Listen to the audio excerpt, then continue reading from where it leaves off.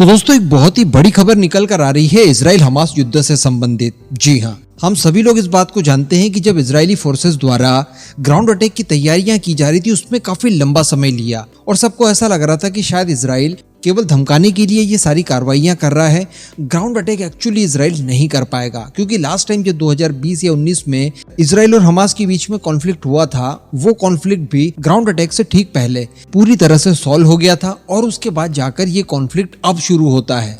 तो कहने का मतलब ग्राउंड अटैक कर देना किसी इलाके में इतना भी आसान नहीं है, और वो भी तब जब आप जानते हैं कि यहाँ पर रहने वाला ईच एंड एवरी पर्सन आपके खिलाफ युद्ध लड़ने के लिए तैयार है। यानी अगर गाजा में इजरायली फोर्सेस घुसेगी तो केवल आपको क्या लगता है केवल हमास वाले युद्ध लड़ेंगे? नहीं, बल्कि वहां पर रहने वाले हर एक नागरिक इनके खिलाफ युद्ध लड़ने वाला है।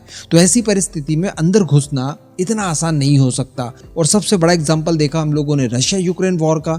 रशिया द्वारा शुरुआत में होशियारी दिखाकर अंदर घुस तो गए, लेकिन अब क्या स्थितियां हो रही है हम सभी के सामने है। लेकिन दोस्तों उस समय भी इजराइल कह रहा था और आज वो चीज वाकई में साबित हुई कि हम इस समय हमारी प्रिपरेशन कर रहे हैं। जैसे ही हमारी प्रिपरेशन कंप्लीट होगी हम लोग ग्राउंड अटैक शुरू कर देंगे। इससे पहले साउथ गाजा में रहने वाले सारे नागरिक अपना घर बार छोड़कर उत्तरी गाजा में पहुंच जाए ताकि उनकी कैजुअलिटी इस युद्ध के दौरान ना हो पाए और हमास वाले इन्हें ह्यूमन शील्ड के तौर पर इस्तेमाल ना करें। अब एक्चुअली उसके बाद फिर इजराइल द्वारा ग्राउंड अटैक शुरू कर दिए गए। और दोस्तों आज एक ऐसी खबर निकल कर आ रही है जिसके बारे में पहले कल्पना करना मुश्किल था। बहुत ही शानदार स्ट्रैटेजी के साथ इजरायली फोर्सेस द्वारा गाजा को 2 भागों में स्प्लिट कर दिया गया है। जी हाँ, यानी इजरायली फोर्सेस द्वारा ये जो पार्ट आप देख पा रहे हैं अपनी स्क्रीन पर, इसे पूरी तरह से कब्जा लिया है और यहाँ पर वो भारी डिप्लॉयमेंट के साथ तैनात है। अल्टीमेटली गाजा का जो पूरा हिस्सा है वो उत्तरी और दक्षिणी ये 2 भागों में बढ़ चुका है। ना उत्तर वाले दक्षिण साइड आ सकते हैं,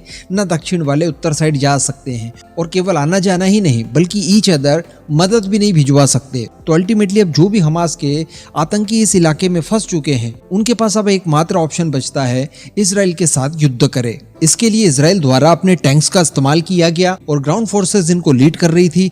इसके साथ साथ बताया जाता है कि इजराइल की फोर्स द्वारा D9R बुलडोजर का भी इस ग्राउंड अटैक के दौरान काफी बड़े स्केल पर इस्तेमाल किया गया। ये एक बहुत ही खास तरह का बुलडोजर है जो कि ग्राउंड फोर्सेस के साथ चलता है और बीच में आने वाली सारी बाधाओं को ये साफ करता है। अल्टीमेटली इसका काम समतलीकरण है जिससे कि आपकी ग्राउंड फोर्सेस के सारे इक्विपमेंट, उनके टैंक्स वगैरह और दूसरे जो व्हीकल्स हैं वो आसानी से निकल सके। ऑब्वियसली क्योंकि हम सभी लोग जानते हैं कि गाजा के अंदर पॉपुलेशन बहुत बड़े स्केल पर रहती है, तो डेफिनेटली इतने सारे लोगों को रहने के लिए काफी सारे घरों की भी आवश्यकता होगी। तो जो सड़कें वगैरह है वो काफी सकरी वगैरह हो सकती है।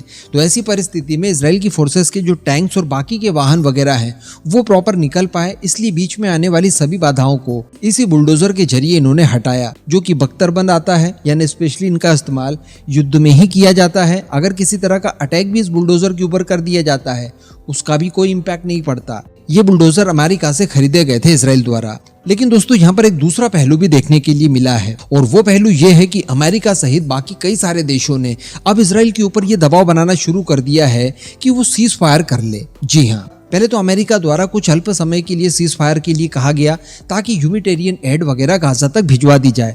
लेकिन इजराइल जानता है कि अगर फिर से मदद इन्हें मिलने लगी तो हमारी घेराबंदी का कोई मतलब रह नहीं जाएगा। यानी इजराइल द्वारा इनकी सारी रसद, पानी, बिजली सब चीजें काट दी है। तो अल्टीमेटली जब स्थितियां विकराल होंगी तो इन्हें अपने बिलों से बाहर निकलना ही होगा और वो समय सही रहेगा जब हमास के आतंकियों को चुन चुन कर इजरायली फोर्सेस मार पाएगी। लेकिन अगर उन्हें लगातार आप एड भेजते रहेंगे तो वो तो चुपचाप वहीं पर बैठ सकते हैं और आप भेजते रहिए एड, आपकी एड का इस्तेमाल वो लोग करते जाएंगे। तो इजराइल द्वारा स्पष्ट रूप से इनकार कर दिया गया है। इस दौरान ये भी बताया जा रहा है कि हमास द्वारा कुछ समय के लिए सीज फायर के बदले 50 इजरायली बंधकों को छोड़ने के लिए भी इजराइल को ऑफर दिया गया, लेकिन इजराइल ने वो भी इनकार कर दिया। यानी ये वही हमास है जो किसी भी शर्त पर इजराइल के सामने झुकना पसंद नहीं कर रहे थे। लेकिन अब कुछ देर के सीज फायर के लिए ये लोग 50 बंधकों को छोड़ने के लिए भी तैयार हैं। इसी बीच ईरान की बारी आई। इजराइल के राष्ट्रपति रईसी द्वारा भारत के प्राइम मिनिस्टर मोदी जी से बात की गई फोन पर और इस वार्तालाप के दौरान उन्होंने कहा कि देखिए आपको जो भी ऑप्शन दिखाई दें, जो भी आपके पास ऑप्शंस वगैरह मौजूद हो, उनका इस्तेमाल करते हुए जल्द से जल्द सीज फायर की घोषणा करवाइए। हालांकि भारत की तरफ से आश्वासन जरूर दिया गया है, आम लोगों की फिक्र भी जताई है, लेकिन अभी भी भारत का स्टांस पहले जैसा ही है और भारत किसी भी तरह के आतंकवाद को बिल्कुल भी समर्थन देने के विचार में इस समय नहीं है। इसके अलावा दोस्तों देखा गया है कि अमेरिका के अंदर अंदर भी विरोध प्रदर्शन काफी तेजी से हो रहे हैं। गाजा पैलेस्टाइन के समर्थक अमेरिका के अंदर बड़े स्केल पर विद्रोह कर रहे हैं। व्हाइट हाउस के ऊपर भी अलग अलग स्लोगन लिख दिए गए। इसके अलावा टर्की के अंदर भी जो अमेरिका का मिलिट्री बेस मौजूद है, जहां पर अमेरिका की एयरफोर्स से लेकर उनके न्यूक्लियर वेपन्स तक मौजूद है, वहां पर भी अटैक कर दिए गए इन्हीं पैलेस्टीन के समर्थकों द्वारा, जो कि टर्की के अंदर मौजूद है। इसके अलावा दोस्तों दक्षिण अफ्रीका और चैड, इन दो देशों की तरफ से अपने राजनयिकों को इजराइल से बाहर बुलवा लिया है। जी हाँ, इन्होंने राजनयिक संबंध इजराइल से तोड़ दिए हैं, ये कहते हुए कि आप गलत कर रहे हैं और आपको सीज फायर तुरंत कर लेना चाहिए। तो अल्टीमेटली दुनिया का एक बहुत बड़ा हिस्सा अब इजराइल के ऊपर दबाव बनाने की कोशिश कर रहा है सीज फायर के लिए, ताकि सीज फायर कर ले और ये युद्ध यही रुक जाए और जो हमास को खत्म करने के लिए इजराइल ने प्रण लिया है वो प्रण पूरा ना हो पाए। क्योंकि अगर हमास एक बार खत्म हो गया तो ये बार बार की प्रॉब्लम्स खत्म हो जाएगी। उसके बाद जो हमास के नाम पर रोटियां सेकने वाले लोग हैं, इनका भला कैसे होगा। तो अब ये लोग यही चाहते हैं कि सीज फायर हो जाए, ताकि हमास जितना नुकसान हुआ ठीक है, आगे और नुकसान ना हो पाए, फिर दोबारा से रिकवर करके अगला कोई हमला इजराइल के ऊपर प्लान कर लेंगे। इसी बीच खबर निकल कर ये भी आती है कि हमास द्वारा अब भारत को भी धमकियां दी जा रही है और भारत के जम्मू कश्मीर प्रांत में पाकिस्तान के साथ मिलकर भारतीय सेना के खिलाफ युद्ध लड़ने की भी तैयारी में है। तो भैया पहले इजराइल में तो लड़ लो, वहां से जो फ्री हो जाएगा, जो बचे कुचे होंगे वो आ जाना कश्मीर में, आपकी सारी कसर यहाँ पर पूरी कर दी जाएगी। तो अल्टीमेटली सिनेरियो आपने देखा कि इजराइल के पक्ष में ये युद्ध सीधे सीधे जाते हुए दिखाई दे रहा है और इजराइल की ये विजय किसी बड़ी विजय में ना बदल जाए और हमास पूरी तरह से डिस्ट्रॉय इस बार ना हो जाए। इसलिए इजराइल को रोकने के लिए, सीज फायर करवाने के लिए